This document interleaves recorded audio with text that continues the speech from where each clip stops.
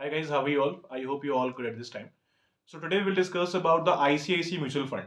Recently guys ICICI ने अपना एक म्यूचुअल फंड लॉन्च किया है मार्केट के अंदर, जो कि एक काफी अच्छा वर्जन है. अगर आप पास परफॉर्मेंसेस में अगर चेक करोगे, मल्टीपल फंड्स और मल्टीपल एनएफओस म्यूचुअल फंड ने ऑलरेडी लॉन्च किए हैं.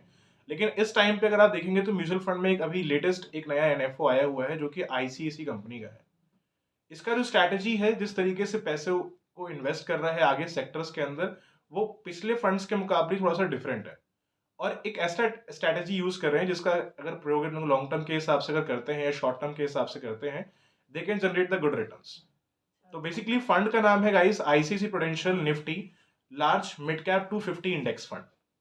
ये फंड्स में अगर आप इन्वेस्टमेंट करना चाहते हैं तो इसका जो लास्ट डेट है एज ए एनएफओ का वो 7 मार्च तक का है, और जो इसका स्टार्टिंग डेट था वो 22 का था.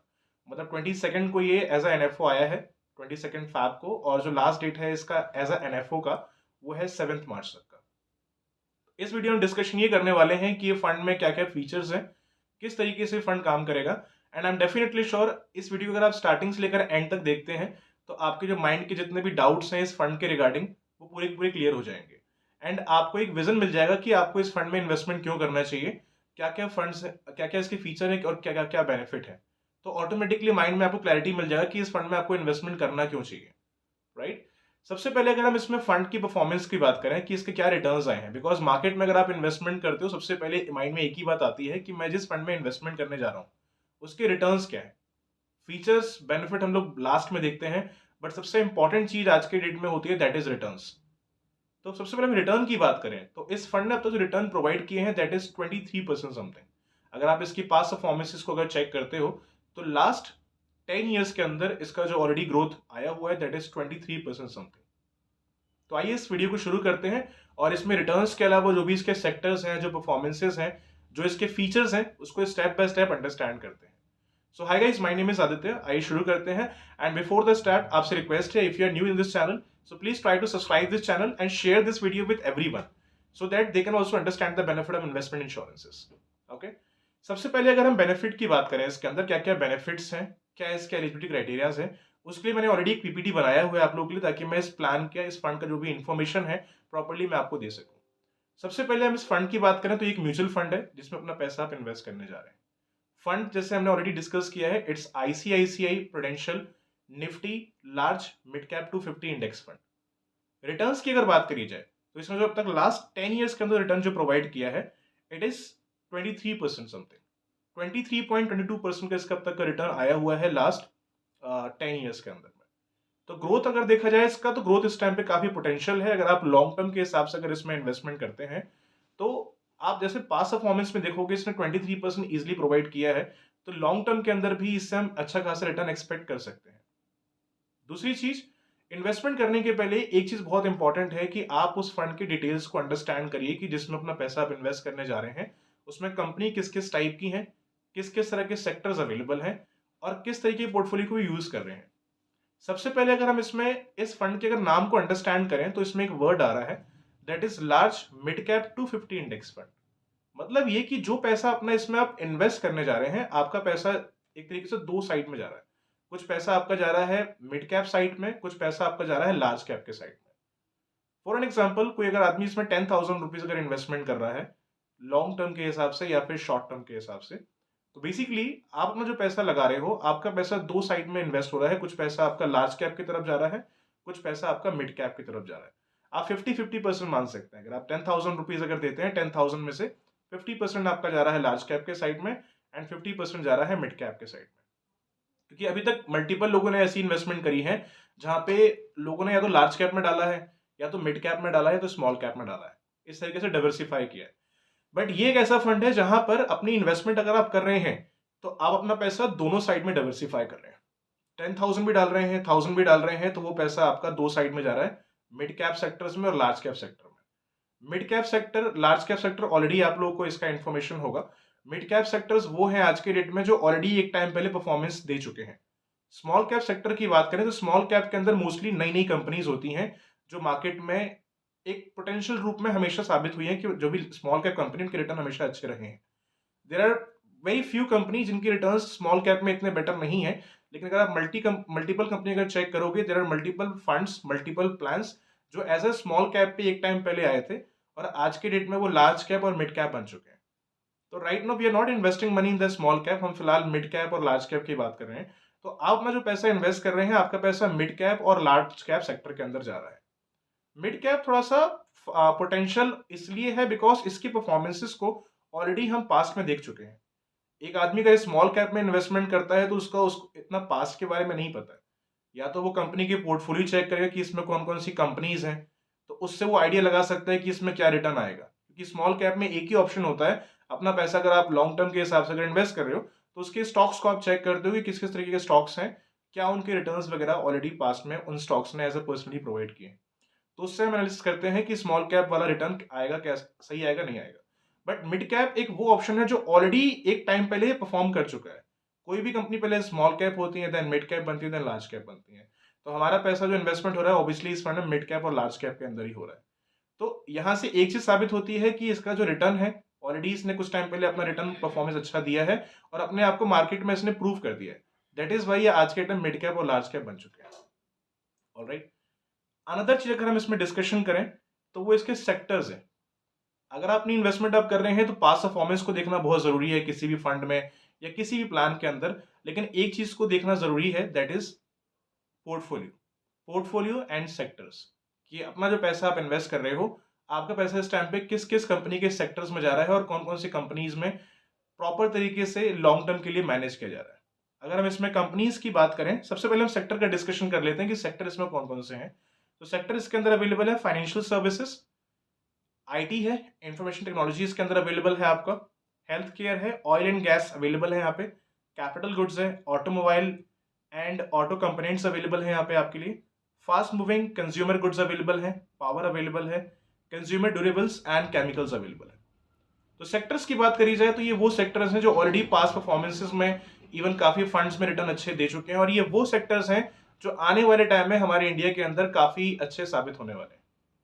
अब कंपनीज की अगर हम बात करें, कुछ कंपनी का मैं आपको नाम बताना चाहूंगा। हालांकि कंपनीज के अंदर मल्टीपल है, लेकिन हम फिलहाल कुछ 5-10 कंपनी का डिस्कशन करने वाले हैं बिकॉज इस पीपीटी के अंदर मैंने कुछ 8-10 कंपनी ही ऐड किया है जो इस टाइम पे काफी अच्छे रिटर्न्स प्रोवाइड कर रही हैं। तो बेसिकली इसमें एक एचडीएफसी बैंक लिमिटेड है। सेक्टर हमने डिस्कशन कर लिया, सेक्टर इसके अंदर क्या क्या है। अब कंपनी कुछ डिस्कशन कर लेते हैं, कंपनी कौन कौन सी इसके अंदर अवेलेबल है।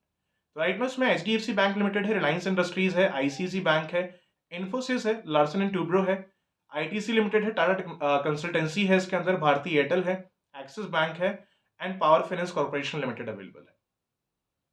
तो अगर आप सेक्टर की बात करोगे, सेक्टर भी इसके अंदर आज के डेट में वो हैं जो आने वाले टाइम में एक मार्केट को अच्छा ग्रोथ देने वाले हैं। और कंपनीज की बात करी जाए तो कंपनी के रिटर्न्स आप भी जानते हैं जो मैंने कंपनीज के आपको नाम बताए। देयर आर मल्टीपल कंपनी, चाहे इन्फोसिस की बात करें, एचडीएफसी की बात करें या टाटा कंसल्टेंसी की बात कर लें या फिर अपना आईटीसी की बात करें या आईसीसी बैंक की बात करें, इनके अगर आप शेयर्स अगर चेक करोगे लॉन्ग टर्म के हिसाब से ऑलरेडी इन स्टॉक्स ने काफी अच्छे खासे रिटर्न प्रोवाइड किए हैं। तो गाइज आप अपना जो पैसा इन्वेस्ट कर रहे हैं, अगर आप 10,000 रुपीज अगर इन्वेस्ट करते हो, 5,000 रुपीज अगर इन्वेस्ट कर रहे हो, इवन 100 रुपीज आप इन्वेस्ट कर रहे हो इसके अंदर, तो आपका वो पैसा इन सारे सेक्टर्स के अंदर लगाया जा रहा है। अपना पैसा आप एक स्टॉक में नहीं लगा रहे हैं, अपना पैसा आप एक एसआईपी में लगा रहे हैं, जिस एसआईपी के अंदर आपका पैसा मल्टीपल कंपनीज के शेयर में डाइवर्सिफाई हो रहा है। तो सेक्टर्स की बात करी जाए तो सेक्टर को देख के ये लगता है कि आने वाले टाइम में ये जो फंड है आप लोग के लिए काफी पोटेंशियल रहेगा अगर आप लॉन्ग टर्म के हिसाब से या शॉर्ट टर्म के हिसाब से कोई इन्वेस्टमेंट प्लानिंग करते हैं तो। अपार्ट फ्रॉम दिस, अगर हम इसमें कॉस्टिंग की बात करें, because expense ratio is the very important part if you are going to purchase any kind of investments. Expense ratio की बात करी जाए तो इसके अंदर जो एक्सपेंस रेशियो है दैट इज वेरी लेस। अगर आप कॉस्टिंग की बात करोगे, इसका कॉस्टिंग बहुत इस टाइम पे लो है। म्यूचुअल फंड के अंदर आप इन्वेस्टमेंट करो या फिर यूलिप के अंदर इन्वेस्टमेंट करो, costing is the very important part. उसमें ये मालूम पड़ता है कि इस टाइम पे इसका कितना एक्सपेंस रेशियो है। If I talk about this fund, तो इसका जो इस टाइम पे एक्सपेंस रेशियो है that is very less. Apart from this, अगर हम इसमें ट्रांसपेरेंसी की बात कर ले, क्योंकि अगर हम कोई भी आज के डेट में अगर इन्वेस्टमेंट परचेज करते हैं तो I think transparency is the very very important. Because mutual fund में अपना पैसा आप इन्वेस्ट कर रहे हो या फिर यूलिप में अपना पैसा इन्वेस्ट कर रहे हो, ट्रांसपेरेंसी तो होनी चाहिए। क्योंकि मैं अपना पैसा जहां पर भी इन्वेस्ट कर रहा हूं, मेरा पैसा कहाँ लगाया जा रहा है, किस तरीके से फंड मैनेजर्स मेरे फंड को मैनेज कर रहे हैं, ये चीज को अंडरस्टैंड करना बहुत बहुत जरूरी है आज के डेट में। क्योंकि आप अपना अमाउंट इन्वेस्ट कर रहे हो, आपको अगर उसका कोई भी अगर डायरेक्शन नहीं पता कहाँ लग रहा है, किस सेक्टर में लग रहा है, देन गाइस थोड़ा सा उसमें प्रॉब्लम आ सकता है। ऑब्वियसली टाइम आज के डेट में किसी के पास नहीं होता है चीजों को ट्रैक करने का, but still we can give at least 10 minutes 20 minutes in a week, मतलब वीक के अंदर हम 10 मिनट तो अपने फंड्स को रिटर्न्स को दे ही सकते हैं, ताकि अपने रिटर्न्स को प्रॉपर्ली हम चेक करके ये अंडरस्टैंड कर सके कि हमारा रिटर्न इस टाइम पे फंड कैसा परफॉर्मेंस दे रहा है। ठीक है, इवन आप सीख उसमें मतलब रिटर्न्स को नहीं देखते हैं, आप चीज़ों को सीखते भी हैं कि इस टाइम पे फंड्स कैसे मैनेज किए जाते हैं, कंपनी कौन कौन सी अवेलेबल है और किस तरीके से फंड मैनेजर आपके फंड्स को मैनेज कर रहे हैं। ठीक है, अपार्ट फ्रॉम ट्रांसपेरेंसी अगर हम इसमें फंड मैनेजर्स की बात करें तो इस टाइम पे जो इनके फंड मैनेजर हैं वो काफ़ी ट्रस्टेबल है। अगर हम पास्ट इनके अगर रिकॉर्ड्स की बात करें तो इसके इनके जो रिकॉर्ड्स हैं पास्ट परफॉर्मेंसेस के अंदर इन फंड मैनेजर काफ़ी अच्छे रहे हैं। बिकॉज आप कोई भी इन्वेस्टमेंट करते हो तो फंड का परफॉर्मेंस देखना जरूरी है, बट फंड मैनेजर का डेटा भी देखना बहुत जरूरी है कि आपका जो फंड मैनेजर है उसने ऑलरेडी पास्ट में कैसे रिटर्न्स दिए हैं अदर फंड्स के अंदर, क्या उन्होंने ग्रोथ पोटेंशियल लोगों को प्रोवाइड किया भी है कि नहीं, तो वो भी हम अंडरस्टैंड कर लेते हैं कि फंड मैनेजर इसके अंदर कौन कौन है। तो इस टाइम पे जो फंड मैनेजर है इनके वो है mister Nishit Patel and miss Priya Sridhar and mister Keval Shah. तो ये तीन लोग हैं इस टाइम पे इस फंड के फंड मैनेजर जो इस फंड को इस टाइम पे मैनेज कर रहे हैं।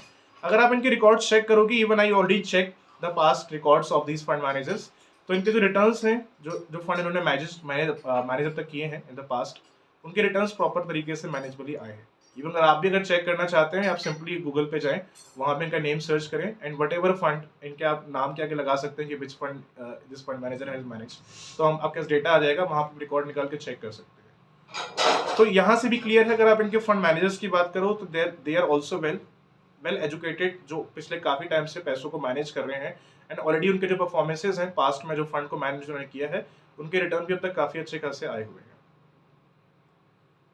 अब अगर हम इसमें स्टेप बाय स्टेप अगर रिटर्न्स की बात करें कि इसने 2014 से लेकर, मैंने एक पीपीटी में एक पार्ट और क्रिएट किया है यहाँ पे। पहले मैंने रिटर्न्स का पार्ट बनाया था कि रिटर्न्स इसने लास्ट 10 इयर्स के अंदर क्या प्रोवाइड किया है इन द पास्ट। अब रिटर्न्स की अगर हम बात करें कि बिटवीन में इसने कितने कितने परसेंट रिटर्न दिया है 2014 में, 15 में, 16 में। 2014 की अगर हम रिटर्न की बात करें तो इसका 48% का रिटर्न आया हुआ है। 2015 में 4% का रिटर्न इसने प्रोवाइड किया था। अपार्ट फ्रॉम दिस अगर हम इसमें 16 की बात करें 6% ग्रोथ आया था, 43% आया 17 में, 18 में आया है -4% एंड 19 में लगभग आया है 6% का रिटर्न, 20 में आया है 20% का रिटर्न, 21 में आया है 37% का रिटर्न, 22 में आया है 4.50% का रिटर्न और जो 2023 में इसका रिटर्न आया है दैट इज 32% समथिंग रिटर्न। अगर आप इसका अगर एवरेज अगर निकालोगे तो एवरेज ऑन एन एवरेज अगर निकाला जाए तो लगभग इसका जो रिटर्न है लास्ट 10 इयर्स के अंदर वो 23% समथिंग का रिटर्न आया हुआ है।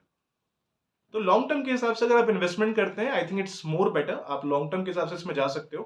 टैक्स बेनिफिट की बात करें कि इसमें क्या टैक्स बेनिफिट्स हैं, तो म्यूचुअल फंड का इवन आप भी जानते हैं कि अगर आप लॉन्ग टर्म के हिसाब से अगर इन्वेस्टमेंट, मान लो अगर आप 10 साल के लिए अगर इन्वेस्टमेंट कर रहे हैं म्यूचुअल फंड के अंदर, तो जो मेच्योरिटी आपका होगा दैट विल बी टैक्सेबल। क्योंकि म्यूचुअल फंड में क्या होता है, बेसिकली अपना जो पैसा आप इन्वेस्ट करते हैं, अगर आपका साल का प्रॉफिट अगर 1 लाख से अगर ऊपर चला जाता है तो उस पर आपका 10% का LTC लगता है जब आपका मेच्योरिटी मैच्योर होता है 10, 15, 20 ईयर्स के बाद जब भी। तो जो आपने प्रॉफिट गेन किया होता है उसके ऊपर आपका वो 10% का LTC टैक्स लग जाता है। सो आई होप गाइज यहाँ तक ये वीडियो क्लियर होगा एंड कोई भी डाउट एंड क्वेरीज अभी तक इस फंड के रिगार्डिंग आप लोग को नहीं होंगे। एज अ पर्सनल रिकमेंडेशन अगर मैं आप लोग को दूं तो आज की डेट में ये फंड काफी पोटेंशियल है। अगर आप लॉन्ग टर्म के हिसाब से अगर इन्वेस्टमेंट करना चाहते हो, मोस्टली लॉन्ग टर्म के लिए अगर बात करूं तो लॉन्ग टर्म के हिसाब से ये फंड काफी बेनिफिशियल है। क्योंकि अगर हम इसमें कंपनीज की बात करें या सेक्टर्स की बात करें तो आज के डेट में से वो सेक्टर हैं जो आने वाले टाइम में इन्हीं का राज है। मतलब अगर आप मार्केट में अगर देखोगे as a GDP wise, as a country wise, तो आने वाले टाइम में जो सेक्टर्स इसके अंदर अवेलेबल है इन्हीं की डिमांड है। और फ्यूचर में जिस चीज की डिमांड है, जिस सेक्टर की डिमांड है, उनके शेयर्स, उनके स्टॉक्स जो है परफॉर्मेंस बेटर देंगे ही देंगे। So guys that's it from my side. फिर भी अगर कोई डाउट एंड क्वेरीज अगर आपके माइंड में अगर रहता है इस फंड के regarding, you can raise your question in the comment box. I try to give the answer as soon as possible of your question guys. So thanks to watching this video and अभी तक अगर आपने subscribe नहीं किया इस channel को, please try to subscribe the channel and share this video with everyone so that they can also understand the benefit of insurance investment guys. Thanks for watching this video guys. Have a nice day.